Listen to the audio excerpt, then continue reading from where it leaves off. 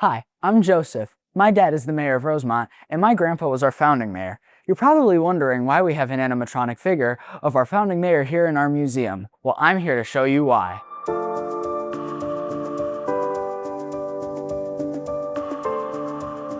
In Rosemont, there's always been the desire to tell the story of our town because of how remarkable it is. The problem is that there's never been an opportunity or a place to do so. Now, a couple years ago, we moved into a new village hall space, and after putting everything else that we needed in the building, we realized that there was a pretty sizable portion of the building that we didn't have anything for. We decided this was the perfect opportunity to tell the story of our town in a new museum space. When I was first told about the plans for this museum, I knew that we only had one chance to do it right, and I started to think of ways that I could leave my lasting impression on the project. One of my first ideas stemmed from the Hall of Presidents at Disney World, where I thought we could get a life-sized animatronic figure of my grandfather, as it was his leadership as mayor that laid down the foundation for what Rosemont is today. I approached my father with this idea, and initially, I said, "Are you nuts? You know what one of those things costs?"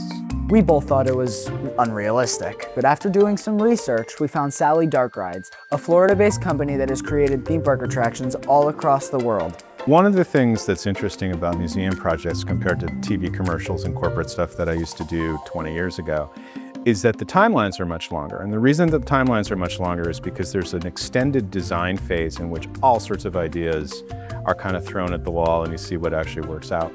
Most of those ideas originate with the designers and sometimes the client and all that, but in this particular case, the idea for this animatronic of Mayor Don Stevens came from the family, which was really fascinating. We found that it wasn't as outlandish as what I thought it might be, and I thought it was something that was a cool idea. We talked to some of our friends that have some connections at Disney and put this all together, hooking us up with Sally Dark Rides, who is the maker of the man behind us. I got an email from someone at Disney to ask us if we would be interested in doing a lifelike form for a museum in Chicago. So I called to find out what it's all about, because we do love creating real life characters. What does it take to push the animatronic past looking like a theme park character and more towards the likeness that was what he was? Well, I think it's all in the details, right? It's the small details that you can't overlook. The shape of his eyes, the shape of his eyebrows, what is his facial hair?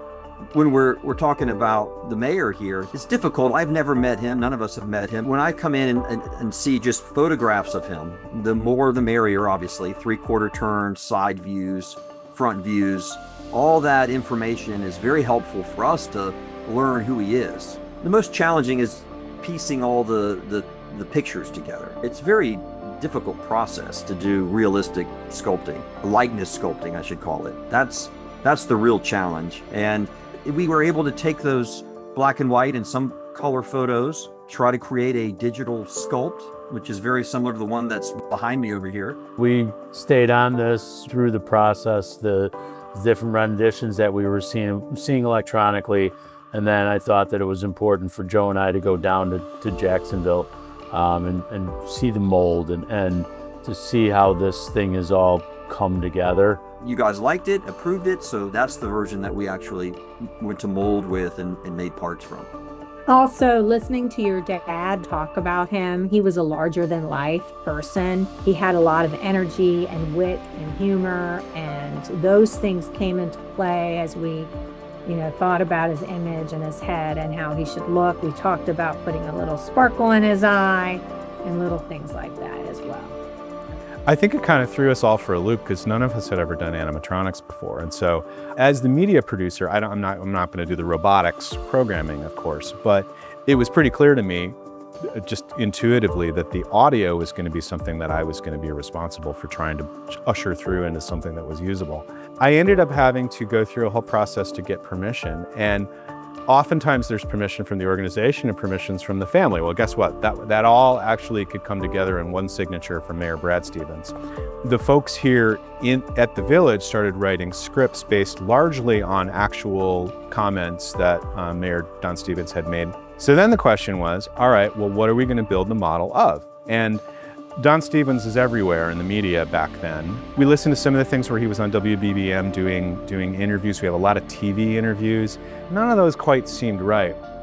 But what the folks at the Village were aware of was this appearance that he had from either, it was in 2005 or 2006, at the City Club of Chicago at a podium talking to the press and civic leaders and business leaders about Rosemont. And I immediately recognized about 2 minutes into this that he had exactly the right tone of voice. We ended up running all of these, I ran this hour-long performance through the AI clone, and then it built this model. And about 4 hours later, I got an email saying that the model was built and would I like to try it out. Welcome to my office. Squeeze in. Don't be shy. I always have time for the people of Rosemont. Made the hair on the back of my neck stand up. I know what he sounded like because of the various videos online, but seeing that we could just create something out of the blue like that and make a guy that's been gone for nearly 20 years just come to life using AI, it was amazing seeing that happen. And when the full speech was put together and all the refinements were made to make sure that everything was the right tone, it's perfect. You know, the voice is spot on. A lot of the mannerisms, you know, with the head movements and really just, it's just a remarkable likeness.